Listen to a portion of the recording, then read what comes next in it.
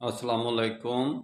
क्या पाकिस्तान गवर्नमेंट के अंदर इतने तरबियत याफ्ता अफराद कमांडोज नहीं हैं कि जो अफ़गान बॉर्डर क्रॉस करके आते हैं मिलिटेंट्स, उनको उनकी रेकी पे लगा दिया जाए, उनको आने दिया जाए, उनको फिरने दिया जाए पाकिस्तान के अंदर।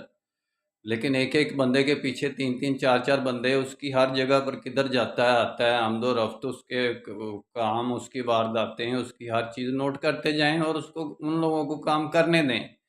पीछे से भी राब्ता और आपका बहाल होता जाएगा, आपको पता चलता जाएगा कि आप उन लोगों को कौन चला रहा है, और आगे से भी उनके टारगेट आप पर वाजे होते जाएंगे अगर आपके बंदे उनके साथ मिले होंगे या मिक्स हो जाएंगे या उसकी रैकी करके उनके पीछे कर कर के आखिरकार आप उनके अंदर पेनिट्रेट भी कर सकते हैं।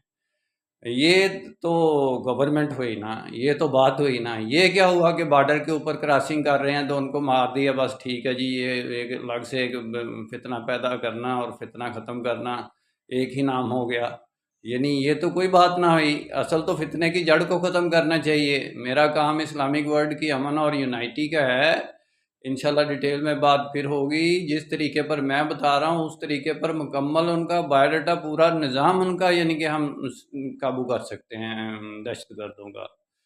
इंशाल्लाह डिटेल में बात फिर होगी। निस्बत वहदत खिदमत खैर के साथ। अल्लाह हाफ़िज़।